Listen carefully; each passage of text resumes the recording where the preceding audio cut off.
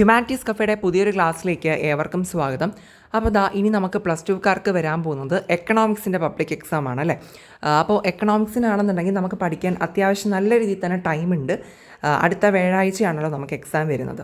Okay, അപ്പോൾ അതിന് വേണ്ടിയിട്ട് ഇത്രയും ഈ ഒരു ടൈം നമുക്ക് എങ്ങനെ യൂട്ടിലൈസ് ചെയ്യാം എന്നുള്ളത് ബേസ് ചെയ്തിട്ട് ഒരു സ്റ്റഡി പ്ലാൻ ആണ് പറയുന്നത്, അല്ലെങ്കിൽ നിങ്ങൾ എങ്ങനെയാണ് എക്കണോമിക്സിന് വേണ്ടി പ്രിപ്പയർ ചെയ്യേണ്ടത്, ആ ഒരു കാര്യമാണ് നമ്മൾ ഈ ഒരു വീഡിയോയിലൂടെ ഡിസ്കസ് ചെയ്യാൻ വേണ്ടിയിട്ട് പോകുന്നത്.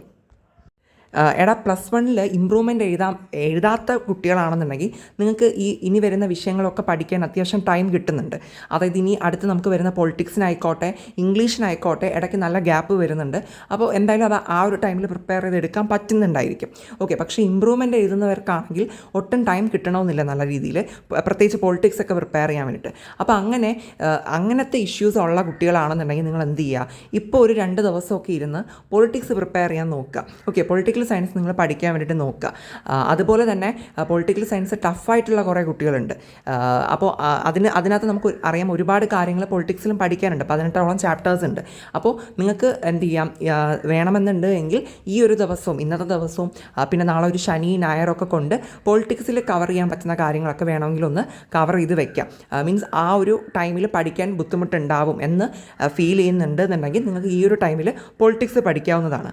ഓക്കെ, കാരണം എക്കണോമിക്സിന് എന്തായാലും നമുക്ക് ഇനി ഒരു തിങ്കൾ ചൊവ്വ ബുധൻ എടുത്തിട്ടായാലും പ്രിപ്പയർ ചെയ്യാവുന്നതേ ഉള്ളൂ. ഓക്കെ, അപ്പോൾ അതുകൊണ്ട് നിങ്ങൾക്ക് ആ ഒരു കാര്യം നിങ്ങൾ നോക്കിക്കൊള്ളുക. ഇപ്പോൾ ഇമ്പ്രൂവ്മെൻ്റ് എഴുതുന്നവരായിക്കോട്ടെ അല്ലാത്തവരായിക്കോട്ടെ പൊളിറ്റിക്സോ ഇംഗ്ലീഷോ ടഫായിട്ടുള്ളവരുണ്ട് എന്നുണ്ടെങ്കിൽ ഈ ഒരു ഡേയ്സിലൊരു 1-2 ദിവസം കൂടുതലൊന്നും വേണ്ട, ജസ്റ്റ് അതിലുള്ള കാര്യങ്ങൾ എന്തെങ്കിലും നിങ്ങൾക്ക് അഡ്വാൻസ് ആയിട്ട് പഠിച്ചു വെക്കാൻ പറ്റുന്നത് ഉണ്ടെന്നുണ്ടെങ്കിൽ അത് നിങ്ങൾ പഠിച്ചു വയ്ക്കുക.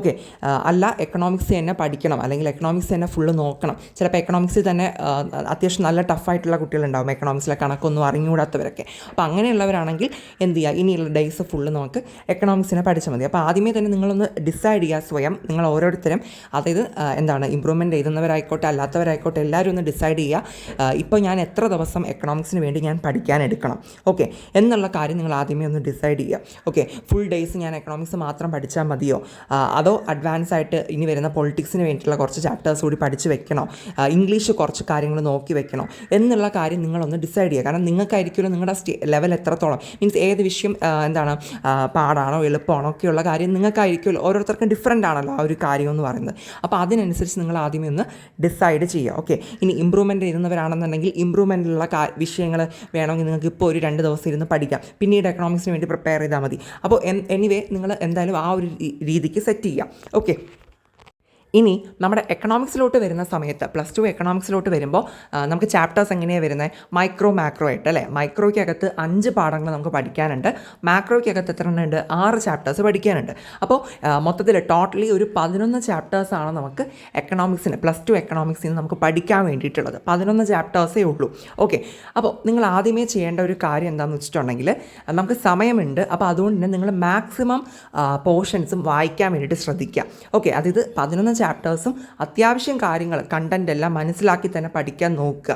ഓക്കെ, ജസ്റ്റ് നമ്മുടെ ഇമ്പോർട്ടൻറ്റ് ക്വസ്റ്റ്യൻസ് മാത്രം എടുത്ത് നോക്കി പോവാണ്ട്, കാരണം ടൈം നമ്മുടെ മുമ്പിലുണ്ടല്ലോ. അപ്പോൾ അതുകൊണ്ട് പറ്റുന്നവരെല്ലാം തന്നെ എന്ത് ചെയ്യുക, ടെക്സ്റ്റ് നന്നായിട്ട് തന്നെ മാക്സിമം പറ്റുന്ന ടോപ്പിക്സ് എല്ലാം വായിച്ച് പഠിക്കാം എന്നുള്ളൊരു ഇൻറ്റൻഷനോടുകൂടി തന്നെ പഠിക്കാൻ വേണ്ടിയിട്ട് ഇരിക്കുക. കാരണം നമുക്കറിയാം ഹിസ്റ്ററി എക്സാമൊക്കെ എഴുതിയപ്പോൾ നമുക്കറിയാവുന്ന കാര്യമാണ്, കുറച്ച് 1-2 ചോദ്യങ്ങളൊക്കെ കുറച്ച് റയറായിട്ടുള്ള ക്വസ്റ്റ്യൻസൊക്കെ വന്ന് ചോദിച്ചിട്ടുണ്ട് അല്ലേ. പാറ്റേണിലൊക്കെ ചെറുതായിട്ടൊക്കെ ചെറിയ രീതിയിൽ, ഭയങ്കര വലിയ രീതിയിലൊന്നുമല്ല, ചെറിയ രീതിയിലൊക്കെ മാറ്റങ്ങൾ വന്നിട്ടുണ്ട്. അപ്പോൾ അതുകൊണ്ട് തന്നെ നമ്മളിനി എക്കണോമിക്സും ആ ഒരു തരത്തിൽ നമ്മളൊന്ന് എക്സ്പെക്റ്റ് ചെയ്താൽ മതി. എന്തായാലും സിമ്പിൾ ആയിരിക്കട്ടെ, പക്ഷേ എങ്കിലും നമുക്ക് വേറൊരു സൈഡ് കൂടി നമ്മൾ പ്രതീക്ഷിക്കണമല്ലോ. പാറ്റേൺ മാറുകയാണ് അല്ലെങ്കിൽ കുറച്ച് ടഫർ ലെവലിലോട്ട് വരാൻ പറ്റുകയാണെങ്കിൽ നമുക്ക് നല്ല മാർക്ക് സ്കോർ ചെയ്യാൻ പറ്റണം. അപ്പോൾ അതിനനുസരിച്ച് നമ്മൾ ചെയ്യേണ്ട കാര്യം എന്താ, 11 ചാപ്റ്റേഴ്സും നല്ല വൃത്തിക്ക് തന്നെ നിങ്ങൾ പഠിച്ചിട്ട് പോവുക, എല്ലാ ടോപ്പിക്സും നല്ല രീതിയിൽ തന്നെ കവർ ചെയ്യുക എന്നുള്ളൊരു കാര്യം നിങ്ങൾ ശ്രദ്ധിക്കുക. എനിക്ക് തോന്നുന്ന ഒരു കാര്യം, ആദ്യമേ നമ്മൾ ഒരു ഓർഡറിൽ തന്നെ അങ്ങ് പഠിച്ച് പോയാൽ മതി, മൈക്രോയിൽ തന്നെ സ്റ്റാർട്ട് ചെയ്താൽ മതി എന്നാണ് എനിക്ക് തോന്നുന്നത്. മൈക്രോയിലെ ചാപ്റ്റേഴ്സ് എല്ലാം അത്യാവശ്യം നല്ല ബേസ് ആയിട്ടുള്ള ചാപ്റ്റേഴ്സാണ്, ഈസി ആയിട്ടുള്ള ചാപ്റ്റേഴ്സാണ് മാക്രോ ആയിട്ട് കമ്പയർ ചെയ്യുന്ന ടൈമിൽ. അപ്പോൾ മൈക്രോയിൽ 1ാമത്തെ പാഠം മുതൽ തന്നെ നിങ്ങൾ പഠിച്ചു തുടങ്ങുക അല്ലേ. 1ാമത്തെ ഒരു ഇൻട്രൊഡക്ഷൻ ചാപ്റ്ററാണ്, അത് പെട്ടെന്ന് പഠിച്ച് തീർക്കാൻ പറ്റുന്നതാണ്. പിന്നെ അങ്ങോട്ട് പോകുന്തോറും വലിയ വലിയ ചാപ്റ്റേഴ്സൊക്കെ വരുന്നുണ്ട്. അപ്പോൾ അതെല്ലാം നിങ്ങൾ നന്നായിട്ട് തന്നെ പഠിക്കുക. പിന്നെ നിങ്ങൾക്കൊരു ഗൈഡൻസിന് വേണ്ടിയിട്ട്, അതായത് ഓരോ ചാപ്റ്റർ പഠിക്കുമ്പോഴും ഇതിൽ ഇതിലിപ്പോൾ ഏതാണ് മീൻസ് ഓരോ ടോപ്പിക്കിനും എത്ര വെയിറ്റേജ് കൊടുത്ത് പഠിക്കണം എന്നുള്ള കാര്യം മനസ്സിലാക്കാൻ വേണ്ടിയിട്ട് ഉറപ്പായിട്ട് നമുക്ക് എന്ത് വേണം, PYQs വേണം അല്ലേ, പ്രീവിയസ് ഇയർ ക്വസ്റ്റ്യൻസ് നമുക്ക് ആവശ്യമാണ്. ഓക്കെ, അപ്പോൾ അത് ബേസ് ചെയ്തിട്ട് തന്നെ എല്ലാ ചാപ്റ്റേഴ്സിലെയും എന്താണ് അങ്ങനെ ഇമ്പോർട്ടൻ്റ് ആയിട്ടുള്ള ടോപ്പിക്സ് വെച്ചിട്ട് നമ്മൾ ഇന്ന് വൈകിട്ട് ഒരു വീഡിയോ ചെയ്യുന്നുണ്ട്. ഓക്കെ, അപ്പോൾ ഇന്ന് വൈകിട്ട് എന്ന് പറയുമ്പോൾ ചിലപ്പോൾ ഞാൻ 2 പാർട്ടായിരിക്കും ചെയ്യുന്നുണ്ട് വീഡിയോയുടെ ലെന്ത് അനുസരിച്ച്. അപ്പോൾ എനിവേ നമ്മൾ ഇന്ന് വൈകിട്ട് വരുന്നുണ്ട്, ആ ഒരു വീഡിയോ അപ്ലോഡ് ആക്കുന്നുണ്ട്.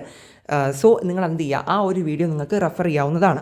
ഓക്കെ, അപ്പോൾ അല്ലാന്നുണ്ടെങ്കിൽ നിങ്ങൾക്ക് എന്ത് ചെയ്യാം, പ്രീവിയസ് ഇയർ ക്വസ്റ്റ്യൻ പേപ്പർ എടുത്തിട്ടാണെങ്കിൽ നിങ്ങൾക്ക് വായിച്ച് നോക്കാം. ഓക്കെ, എനിവേ ഏത് തരത്തിലാണെന്നുണ്ടെങ്കിലും നിങ്ങൾ ഓരോ ചാപ്റ്റർ വൈസ് തന്നെ പഠിച്ച് പോവുക. അപ്പോൾ ഈ ഒരു വീഡിയോ കൂടി കണ്ടു കഴിഞ്ഞാൽ ആ ഒരു ചാപ്റ്ററിനകത്തെ ഇമ്പോർട്ടൻറ്റ് ടോപ്പിക്സുകൾ ഏതൊക്കെയാണ്, ആ ടോപ്പിക്സിൽ നിന്നൊക്കെ എത്ര മാർക്കിന് ചോദ്യങ്ങൾ വരാം എന്നുള്ള ഒരു ഐഡിയ നിങ്ങൾക്ക് കിട്ടും. അപ്പോൾ ആ ഒരു കാര്യം കൂടി മനസ്സിലാക്കി നിങ്ങൾ എന്ത് ചെയ്യണം, പഠിച്ച് തുടങ്ങുക കേട്ടോ. മൈക്രോയിൽ 5 ചാപ്റ്റേഴ്സ് ഫിനിഷ് ചെയ്യുക, എന്നിട്ട് നിങ്ങൾ മാക്രോയിലോട്ട് പോവുക.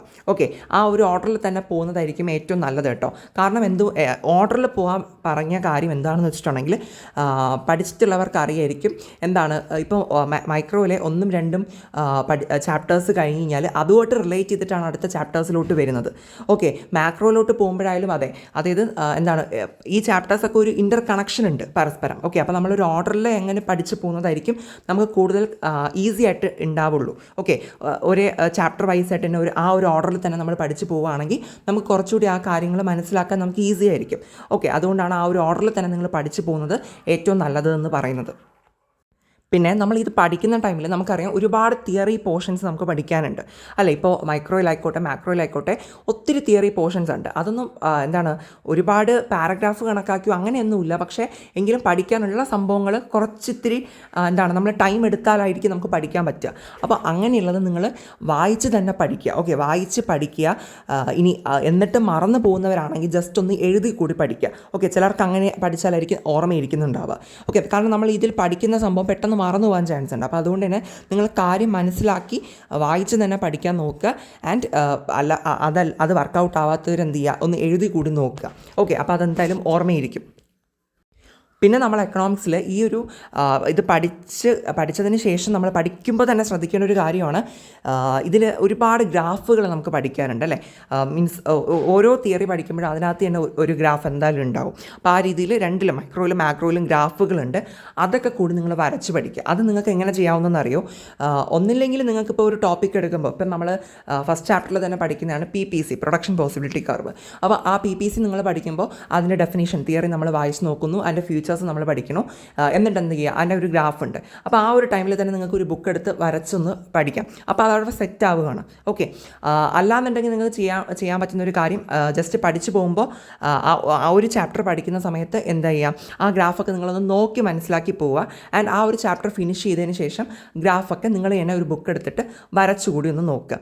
ഓക്കെ, ആ രീതിക്ക് എങ്ങനെ വേണം നിങ്ങൾക്ക് ഈ ഗ്രാഫുകൾ എന്തായാലും നിങ്ങൾ അറ്റ്ലീസ്റ്റ് ഒരു തവണയെങ്കിലും ഗ്രാഫുകളൊക്കെ എല്ലാ ഗ്രാഫുകളും ഒരിക്കലെങ്കിലും നിങ്ങളൊന്ന് വരച്ച് നോക്കിയിട്ടുണ്ടാവണം. എങ്കിലേ നമുക്ക് ആ ഒരു ടൈമിൽ വരയ്ക്കാനായിട്ട് സാധിക്കുള്ളൂ. അപ്പോൾ ഗ്രാഫുകൾ നിങ്ങൾ പ്രത്യേകം ശ്രദ്ധിച്ച് തന്നെ വരച്ച് പഠിച്ചിട്ട് പോവുക. ഓക്കെ, പിന്നെ വരുന്നതാണ് പ്രോബ്ലംസ് എന്ന് പറയുന്നത്. അത് കണക്കുകൾ വരുന്നുണ്ട്. അപ്പം എനിക്ക് തോന്നുന്നു നിങ്ങൾ ഈ ചാപ്റ്റേഴ്സ് ഓരോന്ന് ഫുള്ളി കവർ ചെയ്തതിന് ശേഷം കണക്ക് സെപ്പറേറ്റ് ആയിട്ട് തന്നെ ചെയ്ത് പഠിക്കുന്നതായിരിക്കും ഏറ്റവും നല്ലതായിട്ടുണ്ടാവുക. ഓക്കെ, ഇമ്പോർട്ടൻറ്റ് പ്രോബ്ലംസ് ഒക്കെ അങ്ങനെ ചെയ്യുന്നതായിരിക്കും നല്ലത്. 8 മാർക്കിൻ്റെ പ്രോബ്ലംസും ഒക്കെ വരുന്നുണ്ട്. അപ്പോൾ അതെന്ത് ചെയ്യുക, ക്വസ്റ്റ്യൻസ് എടുത്തിട്ട് ജസ്റ്റ് ഒന്ന് അത് നോക്കി തന്നെ നിങ്ങൾക്ക് വേണമെങ്കിൽ ചെയ്ത് നോക്കാം. അപ്പം മറന്നുപോയത് അത് ഓർമ്മിക്കാനും ഇതുവരെ പഠിച്ചിട്ടില്ലാത്തവരാണെങ്കിൽ അത് പഠിക്കാനൊക്കെ അത് ഹെൽപ്പ് ചെയ്യും. ഓക്കെ, ദെൻ ഒരു തവണ അതൊന്ന് നോക്കി ഒന്ന് എഴുതി അത് മനസ്സിലാക്കിയതിന് ശേഷം നിങ്ങൾ പുതിയൊരു ക്വസ്റ്റ്യൻ എടുത്തിട്ട് സ്വന്തമായിട്ട് തന്നെ സോൾവ് ചെയ്തുകൂടി നോക്കാം. ഓക്കെ, ഈ പുതിയൊരു ക്വസ്റ്റ്യൻ എന്ന് പറയുമ്പോൾ ഈ ക്വസ്റ്റ്യൻസ് ഒക്കെ നിങ്ങൾ ചെയ്യുന്ന സമയത്ത് PYQs വെച്ചിട്ട് തന്നെ ചെയ്യാൻ ശ്രമിക്കുന്നതായിരിക്കും ഏറ്റവും നല്ലത്. ടെക്സ്റ്റിലും ഉണ്ട് ക്വസ്റ്റ്യൻസ്, പക്ഷേ അല്ലാണ്ട് എന്ത് ചെയ്യുക, ഈ ഒരു ക്വസ്റ്റ്യൻ പേപ്പർ ഡൗൺലോഡ് ചെയ്ത് ചെയ്യുന്നതായിരിക്കും ഏറ്റവും നല്ലതായിട്ടുണ്ടാവുക. അപ്പോൾ ഞാൻ ഇതുവരെ പറഞ്ഞ കാര്യം ഒന്നുകൂടി ഒന്ന് കൺക്ലൂഡ് ചെയ്ത് പറയുകയാണ്. അപ്പോൾ നിങ്ങൾ ചെയ്യേണ്ടത് 11 ചാപ്റ്റേഴ്സാണുള്ളത്. ഒരു ഓർഡറിൽ തന്നെ പഠിച്ചു പോകാൻ നോക്കുക. അപ്പോൾ ഫസ്റ്റ് ചാപ്റ്റർ മുതൽ തന്നെ നിങ്ങൾ എന്ത് ചെയ്യുക, അത് പഠിക്കുന്ന സമയത്ത് ഓരോ ചാപ്റ്റർ ഫിനിഷ് ചെയ്യുമ്പോഴും ആ ചാപ്റ്ററുമായിട്ട് റിലേറ്റ് ചെയ്ത് വരുന്ന ഗ്രാഫ്സുകളൊന്ന് വരച്ച് നോക്കുക. ആൻഡ് പ്രോബ്ലംസ് എന്ത് ചെയ്യുക, PYQs വെച്ചിട്ട് ഒക്കെ ഒന്ന് എന്ത് ചെയ്യുക, ക്വസ്റ്റ്യൻസ് എടുത്ത് വർക്കൗട്ട് ചെയ്ത് കൂടി നോക്കുക. അപ്പോൾ ആ ഓരോ ചാപ്റ്റർ നമുക്ക് ആ രീതിക്ക് ഫിനിഷ് ചെയ്ത് പോകാനായിട്ട് പറ്റും.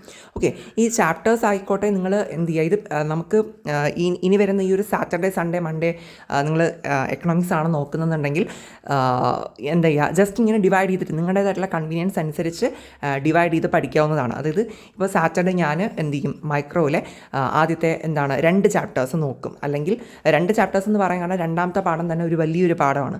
അതിനകത്ത് ഒരുപാട് കാര്യങ്ങൾ വരച്ച് പഠിക്കാനും ഉണ്ട്, ചെയ്ത് പഠിക്കാനും ഉണ്ട്, അങ്ങനെയൊക്കെയുള്ള രീതിയിൽ. അല്ല 3 പാഠം പറ്റുന്നവരാണെങ്കിൽ അങ്ങനെ. ഓക്കെ, എങ്ങനെയായാലും നിങ്ങൾക്ക് പറ്റുന്ന പോർഷൻസ് എടുത്തിട്ട് നിങ്ങൾക്ക് അങ്ങനെ ഡിവൈഡ് ചെയ്ത് പഠിക്കാവുന്നതാണ്. ഓക്കെ. പിന്നെ അടുത്തൊരു കാര്യം ശ്രദ്ധിക്കേണ്ട കാര്യം, നിങ്ങൾ ഫസ്റ്റ് ടൈം ഇതുപോലെ എല്ലാ ചാപ്റ്റേഴ്സും ഡീറ്റെയിൽ ആയിട്ട് 11 ചാപ്റ്റേഴ്സും പഠിച്ച് ഫിനിഷ് ചെയ്തതിന് ശേഷം പിന്നെ എന്ത് ചെയ്യുക ചെയ്യേണ്ടത്, നമ്മൾ റിവിഷനാണ് ചെയ്യേണ്ടത് അല്ലേ. പിന്നെയുള്ള ഡേയ്സിൽ നമ്മൾ എന്ത് ചെയ്യണം, റിവൈസ് ചെയ്യണം, പ്രോപ്പറായിട്ട് റിവൈസ് ചെയ്യുക. അപ്പോൾ ആ ഒരു ടൈമിൽ എന്ത് ചെയ്യുക, നിങ്ങൾ ഈ PYQs എന്തായാലും നിങ്ങൾ എന്ത് ചെയ്യണം, എപ്പോഴും ഒന്ന് വായിച്ച് വെച്ചിരിക്കുന്നത് നല്ലതായിരിക്കും കേട്ടോ.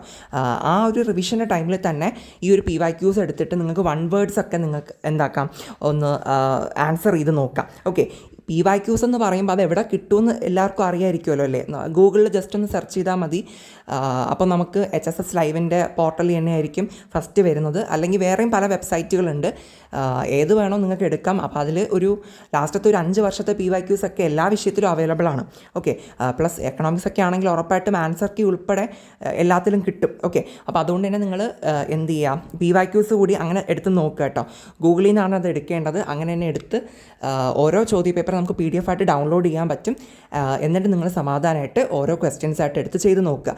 കാരണം നമുക്കറിയാം ഈ 1 വേർഡ്സ് ഒക്കെ എക്കണോമിക്സിനകത്ത് ഇപ്പോൾ കുറേ നന്നായിട്ട് ഇത് എല്ലാ കാര്യങ്ങളും നോക്കി പോണവർക്ക് ഈസി ആയിട്ട് പെട്ടെന്ന് കിട്ടും. പക്ഷേ അല്ലാണ്ട് ജസ്റ്റ് കാര്യങ്ങളൊക്കെ നോക്കി പോകുന്നവർക്കൊക്കെ 1 വേർഡ്സ് കിട്ടാമെന്ന് പറയുന്നത് ഇത്തിരി പ്രയാസമാണ്.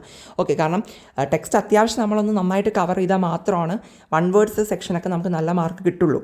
ഓക്കെ. അപ്പോൾ അതുകൊണ്ട് തന്നെ നിങ്ങൾ ഈ PYQs വെച്ചിട്ട് കൂടി 1 വേർഡ്സ് ചെയ്ത് നോക്കണം. അപ്പോൾ നിങ്ങൾക്ക് ആ ഒരു പ്രാക്ടീസ് കിട്ടും. ഇതിനകത്ത് ചോദിച്ച പല 1 വേർഡ്സ് തന്നെ ഇനിയും ചോദിക്കാൻ ചാൻസ് ഉണ്ട്. അപ്പോൾ അങ്ങനെയൊക്കെയുള്ള കുറച്ച് കാര്യങ്ങളുള്ളത് കൊണ്ട് തന്നെ 1 വേർഡ്സ് ആ ഒരു റിവിഷൻ്റെ ടൈമിൽ നിങ്ങളൊന്ന് ചെയ്ത് നോക്കിയാൽ മതിയാവും. ഇപ്പോഴേ ആദ്യമേ തന്നെ 1 വേർഡ്സ് എടുത്ത് ചെയ്യാൻ നിൽക്കണ്ട.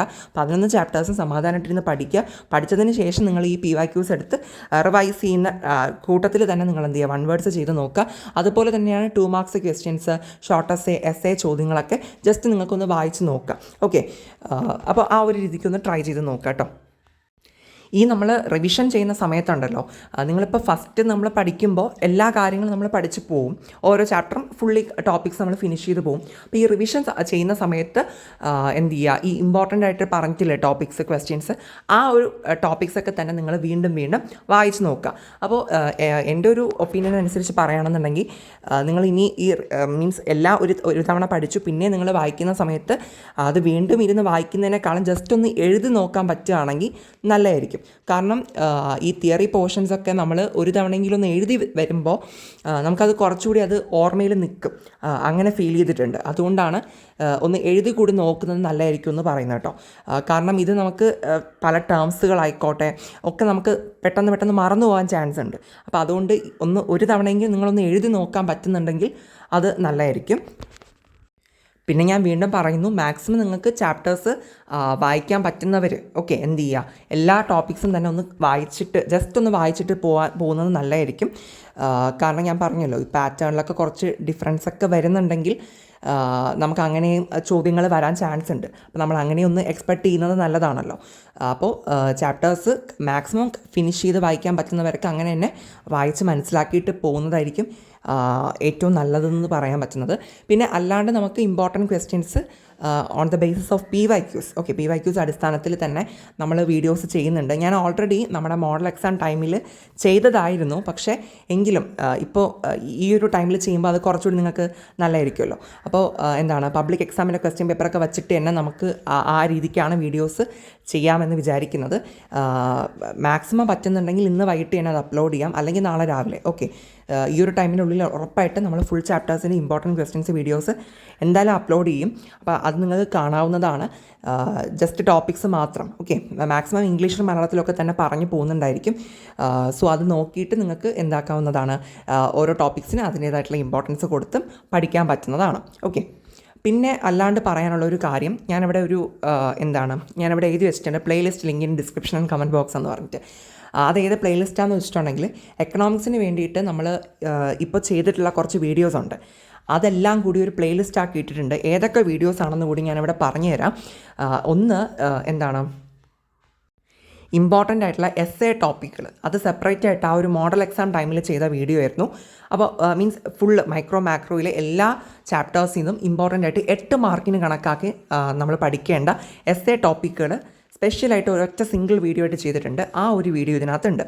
അത് മാത്രമല്ല പിന്നെ ഏതാ വരുന്നത് വെയിറ്റേജ്. ഓക്കെ, ഓരോ ചാപ്റ്റർ വൈസ് വെയിറ്റേജ് എത്രത്തോളം ആണെന്നുള്ളത് അതിൻ്റെ ഒരു വീഡിയോ ഇതിനകത്ത് എന്ത് ചെയ്യും ഇൻക്ലൂഡ് ആക്കുന്നുണ്ട് ഈ ഒരു പ്ലേലിസ്റ്റിനകത്ത്. പിന്നെ പറയേണ്ടത്, ഞാൻ മൈക്രോയ്ക്കകത്തെ 5 പാഠങ്ങളുടെയും ഇമ്പോർട്ടൻ്റ് ആയിട്ടുള്ള എല്ലാ പ്രോബ്ലംസും ക്ലാസ്സസ് ആയിട്ട് ചെയ്തിട്ടുണ്ട്. മീൻസ് പഠിപ്പിക്കുന്ന രീതിയിൽ അങ്ങനെ ചെയ്തിട്ടുണ്ട്.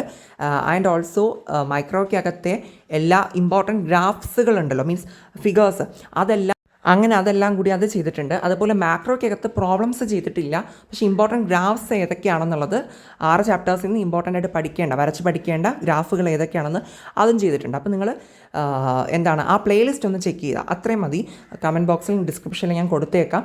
ആ ഒരു പ്ലേലിസ്റ്റ് ഒന്ന് ചെക്ക് ചെയ്ത് നോക്കുക. അപ്പോൾ നിങ്ങൾക്കത് യൂസ്ഫുൾ ആയിട്ടുള്ള വീഡിയോസ് ആയിരിക്കും ഉറപ്പായിട്ടും.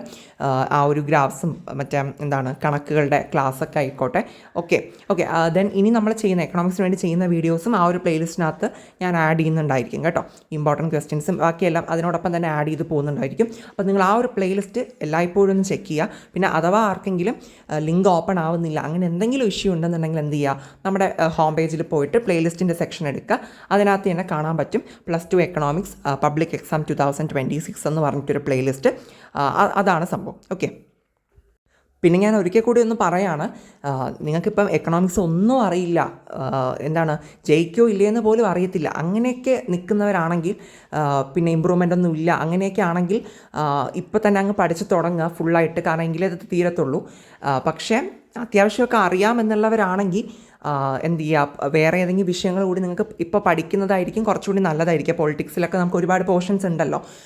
അപ്പോൾ അങ്ങനെ ജസ്റ്റ് ഇപ്പോൾ ഒരു ഞായർ വരെയൊക്കെ നിങ്ങൾക്ക് വേണമെങ്കിൽ അത് നോക്കാം. പിന്നെ തിങ്കൾ ചൊവ്വ ബുധൻ എടുത്തിട്ട് എക്കണോമിക്സ് ഒന്ന് പ്രിപ്പയർ ചെയ്തെടുത്താലും മതിയാവും.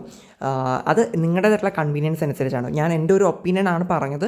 അപ്പോൾ നിങ്ങൾക്ക് ഏതാണോ ഏറ്റവും നല്ലതായിട്ട് തോന്നുന്നത്, ഇപ്പോൾ പൊളിറ്റിക്സ് ഒരു 2 ദിവസം പഠിക്കണോ, അത് നിങ്ങൾക്കായിരിക്കുമല്ലോ അറിയുന്നുണ്ടാവുക എങ്ങനെയായിരിക്കും ഓരോ വിഷയം എങ്ങനെയാണെന്നുള്ളത്. അപ്പോൾ അതനുസരിച്ച് നിങ്ങൾ ചെയ്താൽ മതിയാവും. എന്തായാലും എക്കണോമിക്സ് നിങ്ങൾ എപ്പോൾ പഠിച്ചാലും ഈ പറഞ്ഞ കാര്യങ്ങളൊക്കെ ഉൾപ്പെടുത്തി തന്നെ പഠിക്കാൻ നോക്കുക. മാക്സിമം എല്ലാ കാര്യങ്ങളും കവർ ചെയ്ത് നോക്കുക. പിന്നെ എന്ത് ചെയ്യുക, ഈ ഇമ്പോർട്ടൻറ്റ് ക്വസ്റ്റ്യൻസ് വെച്ചിട്ട് ആ രീതിക്ക് വേണം നിങ്ങൾ പഠിക്കുമ്പോഴും പഠിക്കാൻ വേണ്ടിയിട്ട്. പിന്നെ പ്രോബ്ലംസിനും ഗ്രാഫുകളും പ്രത്യേകിച്ച് തന്നെ ശ്രദ്ധ കൊടുത്ത് പഠിക്കുക. ഓക്കെ, PYQs നോക്കാൻ മറക്കരുത്, റിവിഷനും ചെയ്യുക. ഓക്കെ, പിന്നെ അത് മാത്രമല്ല എഴുതി കൂടി നോക്കുക. ഓക്കെ, അപ്പോൾ ഇത്രയും കാര്യങ്ങളാണ് നമ്മൾ ഇന്നത്തെ വീഡിയോയിലൂടെ പറയാനായിട്ട് ഉദ്ദേശിക്കുന്നത്. അപ്പോൾ നിങ്ങൾക്ക് മനസ്സിലായെന്ന് വിചാരിക്കുകയാണ്. ഇനി എന്തെങ്കിലും ഡൗട്ട്സ് ഉണ്ടെന്നുണ്ടെങ്കിൽ എന്ത് ചെയ്യുക, കമൻറ്റ് സെക്ഷനിൽ കമൻറ്റായിട്ട് അറിയിക്കുക. ഓക്കെ, പിന്നെ എല്ലാവരും പ്ലേലിസ്റ്റ് കൂടി ചെക്ക് ചെയ്യുക. പിന്നെ സബ്സ്ക്രൈബ് ചെയ്ത് സപ്പോർട്ട് ചെയ്യുക.